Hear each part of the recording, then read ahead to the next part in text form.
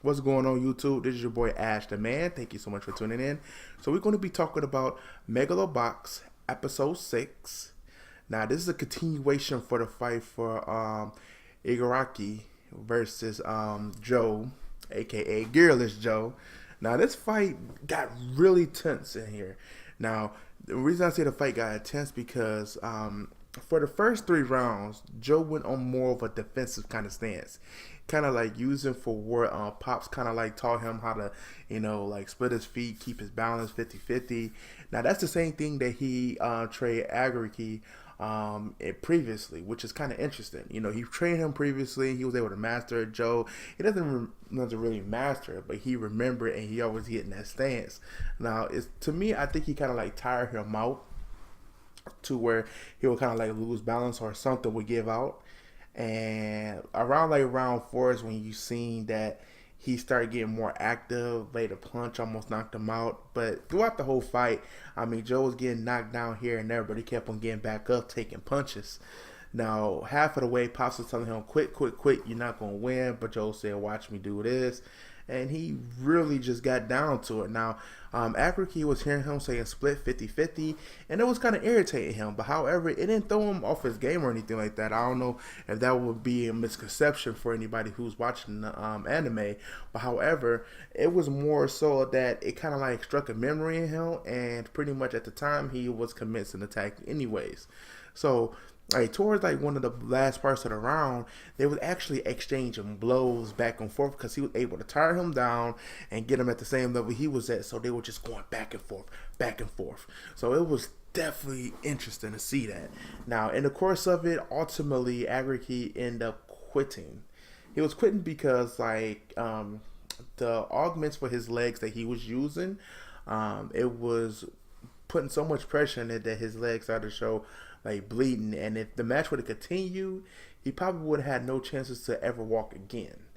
Because like I guess when he's boxing, the way that I'm thinking is that maybe the way that they said his aggressive style was in the previous episode was due to maybe him not being able to use or be on that leg so long, because he's usually knocking people out, and that's going on. Joe stretched the fight out, which was kind of interesting. So later on, Pops got a chance to talk to him, reminiscing, gave him some type of like ticket that he previously had, and saying that Joe gave him some words that pretty much wasn't hitting him until later on in a fight. But however, he's saying he support Joe. Joe got like a huge popularity now because Joe hold his own. He showed that he was able to take punches. He took a lot of them, and I didn't think if he didn't knock Ivory Key down in the round 5, that if they would have had, then Aggregate would have probably won, because Joe, trust me, he was hitting his limit. All them body shots, head shots they was taking, like to leave anybody down.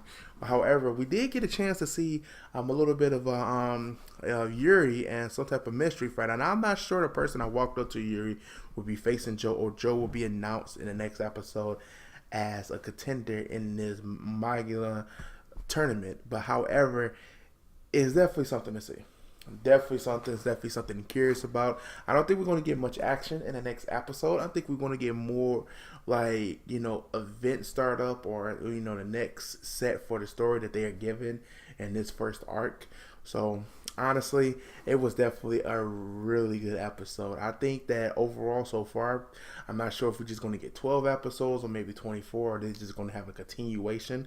But however, so far they've been doing a very good job on character development. Not just only character development, action has been great, story has been very interesting, and they haven't really just been focused on like a whole episode focused on like a whole like what do you say backstory, so like a flashback. They haven't really did that and make the whole episode. They was able to spread off enough time to do a backstory, and able to give us current content, and also upon enough action, enough character development, and a kind of emotional story that hits everybody forward. All that we're dealing with a boxing anime. Some of these like storytelling animes could take a few lessons for this. Megalobox is definitely doing it.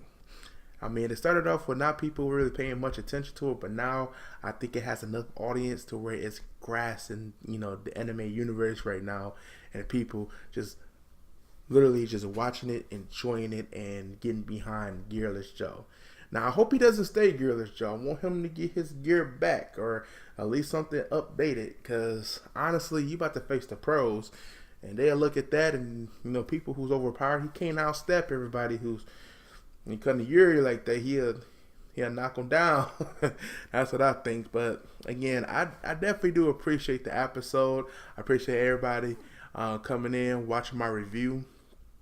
And if again, I have my Twitter, have my Tumblr, and also have my Instagram down in the description. So again, thank you guys for definitely tuning in. AshTheMan is out.